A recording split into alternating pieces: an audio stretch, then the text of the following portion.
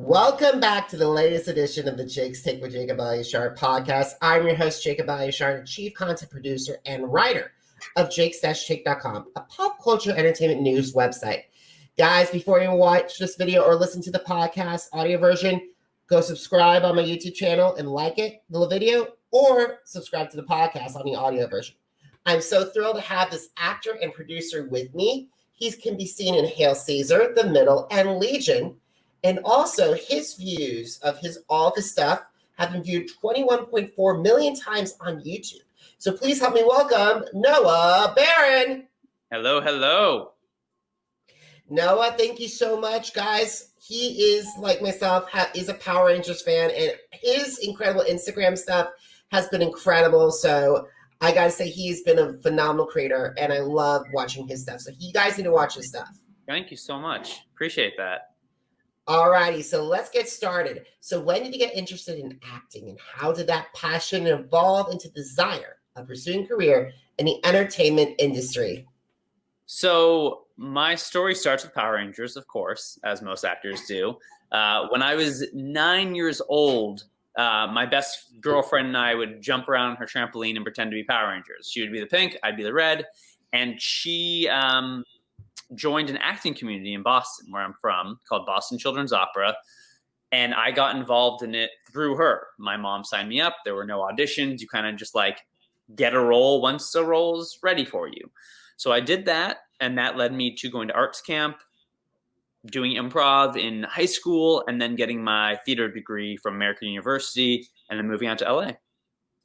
Awesome. So now as an actor, your training has included you've done work with significant organizations such as the Acting Studio, the Anthony Gilardi Acting School, and also the legendary comedic review, the Upright Citizens Brigade. So what are some of the lessons that you have learned from them that helped you become a better actor? So the most significant one for me is Anthony Gilardi Acting Studio. I now run the studio. I'm the COO. I got promoted at the beginning of the pandemic, which was good news and bad times. I could talk for hours about acting and advice and tips. I was on set yesterday, and the younger actors were asking me some tips and advice, and I kind of just talked their ears off. But my biggest advice is, contrary to popular belief, the best advice for acting is to not act. It's to live truthfully in the imaginary world of the script. Do your character work, do your scene breakdowns, do your script breakdowns, get it into your system, get it into your body, and then just live and trust that you have it, and don't act. Because when you watch someone, you're like, I don't believe them, they're not a good actor, it's because they're acting and they're not living. It's that simple. Awesome. So what are some of the challenges that you have faced throughout your career, and how have you overcome those obstacles? Man, challenges I faced in my career. I don't know if I've ever been asked that question before. I don't know what challenges I faced beyond what everyone goes through. I mean, this industry is very, very difficult. I like to say that it's the second hardest industry in the world, next to being a professional athlete. Statistics wise, becoming a successful actor and making a living off of it is crazy. The numbers are crazy. It's a very, very small fraction. So I would say the challenges are just how you're playing a numbers game, and the odds are not in your favor by any means. And you just have to keep hustling and keep going and keep moving forward. But for specific challenges, I'm not sure, because I'm a very positive guy and optimistic. If there's a challenge, I just go right through it, if that makes sense. And I don't harp on it. So it's not jumping out to me as something like, oh, this was a great challenge in my life.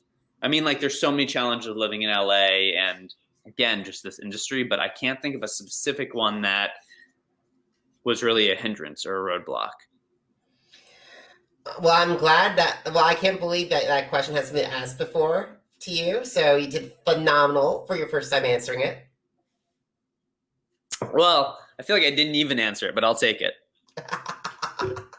All righty.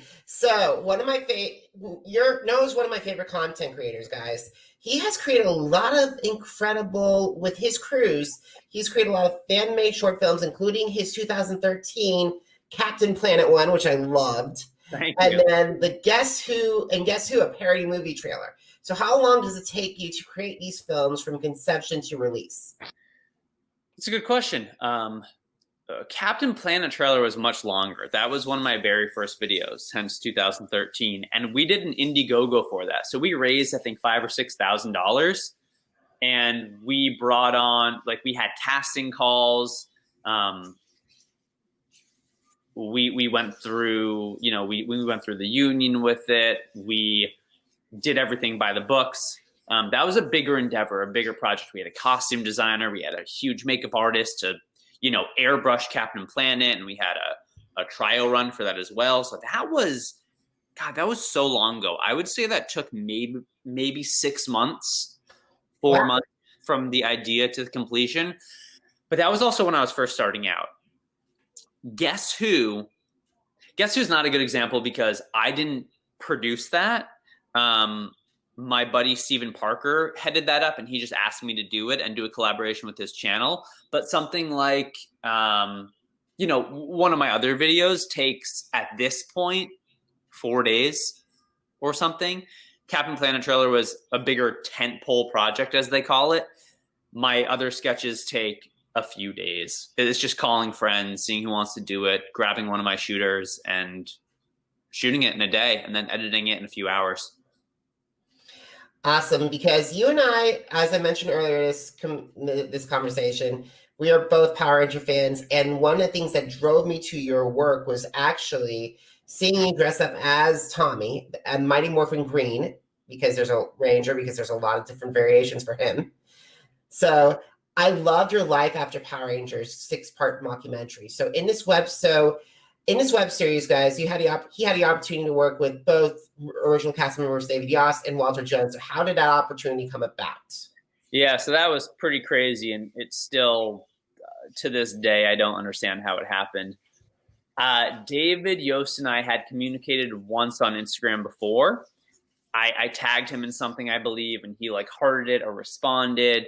I told him, I was a huge fan of his and kind of my story about Power Rangers and becoming an actor. And then when we shot the pilot, we weren't sure if we were going to shoot more than that, if it was just going to be this one-off. And when we decided to move forward with it, I reached out to David on Instagram and I said, hey, this is a crazy thing. We're doing this project. It's called Life After Power Rangers. Here is the private link to the pilot episode. Would you be interested in coming and shooting for a day? And he was like, this is great. Yeah, tell me what you want. So we're like, oh my God. So we had to figure out what role we wanted him for, what the character was going to be, how it was going to work in the series. And then he came and shot for a couple hours. And then we ended up using that footage for, I think 3 or 4 episodes. And then once that released, it kind of got some traction. One of my buddies, Al, reached out to me on Facebook and was like, hey, I'm friends with Walter Jones. We've worked together. We've taken salsa lessons before. Do you want me to text him? I was like, yes. Texted Walter. He said, and then he texted me. He said, okay, Walter's waiting for your call. Called Walter. Talked to him for about 20 minutes, told him my story. I was sweating profusely. He said, yeah, how long you need me and what's the character? I told him. He was like, great, I'll see you then. Awesome. That is incredible. These stories are incredible, and that's his part. Mockumentary is amazing. It's definitely best web series, and then I think because of that, you became a top fan voice in the fan community. So what does it mean to be a part of the Power Ranger fan community mean to you? It's cool. It's interesting. It's awesome. I'm still trying to find my way in that world because it's interesting because I'm not a typical cosplayer or fan in the community. I am an actor and producer, and I happen to have a love and passion for Power Rangers and this series that kind of took off a little bit. But I'm not, my world doesn't revolve around Power Rangers. If I were an actor and producer, it probably would. But my world revolves around my life in LA, producing, acting. So Power Rangers is a small part of that. So bridging the gap between, you know, full-blown Power Ranger aficionado and actor living my dream in Los Angeles, if that makes sense. That makes perfect sense. So you have also, I want to get back to some of your roles as well, because you actually had the opportunity to appear at the Coen Brothers Hail Caesars, and also you worked on several TV series such as Legion, The Middle, and Tell the Truth. So what does that mean to work on not only the Coen Brothers movie, but also to work on these series? Yeah, I mean, they're all fantastic experiences. The Coen Brothers film, I got to work with Josh Brolin and Scarlett Johansson, and I was on set with them for the day. And, you know, we all had our actors' chairs, and it was 3 lined up, and it was Scarlett, Noah, Josh, and it was just like so surreal. Working with the brothers, working with Roger Deakins, who's like the most winningest DP and the cinematographer in the world for Oscars. That was surreal. And that was my first big booking in Los Angeles, is to work on one of the biggest projects you could possibly think of. So that was crazy. That was awesome. That was a trip. And then working on The Middle, I actually worked on 2 episodes. And my first episode my scene got cut, which happens like 50% of the time. And then I got brought back in for 3 more episodes, and I kept auditioning. And then I booked another project or another episode, and the character was actually similar. So they didn't have to have me come in for a fitting. They just gave me my wardrobe from the previous season that my scene got cut. And that day was great. I made 2 like lifelong friends, Amos and Ashley. They were my kind of co-stars that day. I still talk to them all the time, communicate with them on Instagram daily. And then Legion, my scene got cut also. So I'm actually not technically in the show, although I shot an episode. And I don't know how much I can talk about it because I did shoot it, but it was cut. And let me guess, also NDA, non-disclosure agreement? Yeah, I don't know if I signed an NDA. I don't think I did. But like with filming and stuff, you're not allowed to talk about what you're working on until after it releases, typically. But I played a villain in the X-Men universe in a flashback, so a younger version of that villain. And yeah, and to tell the truth, was just kind of a fun little game show I did as an actor. That's cool. I gotta say, having your first LA role gig, being a Coen Brothers with Josh Brolin and Scarlett Johansson, that is like what actors dream about. I know, it's pretty crazy. It is. And like, I'm guessing, and now you don't have to confirm or deny this, but I'm guessing the younger version of the character, I definitely see a lot more of Trevor Fitzroy or Magneto. That's what I'm just going to give my guess. Interesting. You can find it. You can find the information online if you look hard enough. Alrighty, so let's get on to I have 3 more questions I got to ask you now. So, what are some of your favorite social media platforms, and why do they stand out? So Instagram is number 1, although I used to not be on Instagram. I was very much against it. I didn't understand the purpose of it. I thought it was egotistical. I thought just posting photos of yourself was really weird. And then I worked on a sketch with this girl, Taryn Southern, who's got a pretty huge following. She's a YouTube star. She's branching out from that as well. She has music. She does documentaries. She's doing everything, feature films. She kind of like forced me to get on it when we were on set once. My first photo was actually with her, and now I love it. It's where I, communicate with most people. Facebook, I used to love, with everything political going on and the research I've done on how Facebook will just post anything regardless of facts or truth, kind of makes me angry and makes me want to be on there less. And then YouTube used to be number 1, but now I don't like YouTube either because they stifle creatives, and like my channel just got demonetized for the 2nd time this year. Wow, that's awful. For no reason. So I had to go through the process, lose payment for a full month. I just got remonetized 3 days ago, but it's like they keep doing this to me, and that's why I stopped creating content, because first of all, I would put a lot of energy and time into my content and it just wouldn't get views. That's not how YouTube works anymore. So I'm moving off YouTube and onto kind of bigger projects and feature films and content that I can make a living off of. And I gotta say, your future platform's gain is YouTube's loss. I think so. All righty. So I know that you mentioned this earlier because you were on set with commercial with a lot of younger actors, but I'm going to ask you this question anyway. What if you had an opportunity to meet with fellow actors who are still young enough or just first timers that want to become more invested in their career and want to advance to a few bigger projects? What advice would you share with them?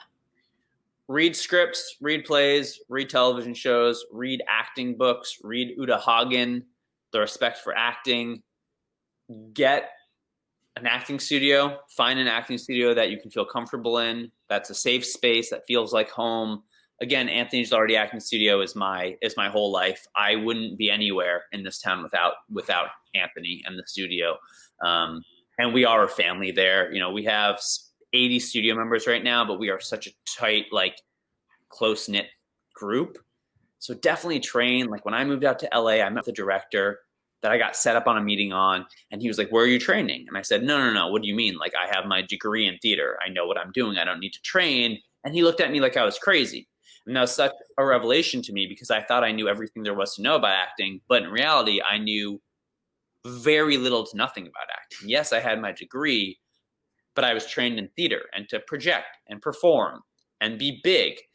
And now I had to learn how to act on film and television commercials, which to me is much more here than here. It's much more internal. And then, you know, once you do all that, start creating your own content. I mean, we're talking right now because I created a bunch of content, but make sure you know how to act first. I think a lot of actors say, you know, how do I start auditioning? And the question should be, how do I learn to act? Because if you're going to start auditioning, you're going to shoot yourself in the foot, and it's going to be detrimental to you and your career because you're going to put yourself out there. You're going to do a terrible job because you don't know how to act, and then people aren't going to want to see you. You know, you don't put a heart surgeon into surgery before they've trained because they'll kill a person. You don't put an actor into act because they won't know what they're doing. And I say that, I know it's like hyperbole and I'm over exaggerating, but at the same time, there is a respect for acting. There's a craft. I've been training 26 years now, and I still have so much to learn. So just train, learn how to act. I totally agree with you on that. That's what I tell people about podcasting and journalism and interviewing. I actually have my degree in broadcast journalism. Same with me. With me. All righty. So where can they connect with you on social media? And more importantly, where can they view your work? Yeah, so I'm pretty much Noah Baron everywhere. That's NOAHBARON, Noah Baron, on all the platforms, Twitter, Instagram, YouTube, Facebook. I'm the Noah Baron because the person who has Noah Baron won't give it to me. But if you type in Noah Baron on any of the platforms, you'll find me. Awesome. Now, guys, just to let you know, you guys can download more episodes of the Jake's Take with Jacob Elyachar podcast on Apple Podcasts, Google Podcasts, Spotify, and Spreaker. Once again, just type in Jake's Take with Jacob Elyachar, JACOBELYACHAR, and then put in podcast. This has been a huge year for the podcast. We're hitting our 1 year anniversary mark in November. And also, by the way, this has been a huge year because we've had Survivor legends like Rob Cesternino and Ethan Zahn. We've had Big Brother icons, Rachel Riley. We just had Brandon Leak, who just won America's Got Talent season 15 on here. We've also had Christina Ray and also Resound, and so many incredible conversations. Make sure you download all those episodes on Jake's Take with Jacob Elyachar podcast. And guys, please subscribe to my social media channels and connect with me. Facebook, Instagram, Twitter, and YouTube, Jacob Elyachar, JACOBELYACHAR. And also, guys, if you want to look at my interviews and more articles, and by the way, including I've had the opportunity this year to interview Catherine Sutherland and Akira Brees, head to jakes-take.com. Once again, jakes-take.com. Noah, you are phenomenal. You've been incredible, an incredible guest. You're one of my top content creators of our generation, and I cannot wait to see what goes next in your next chapter. Thank you so much. That means a lot. I appreciate that. Alrighty, guys. Thank you so much for watching or for listening, and I will see you next time, and have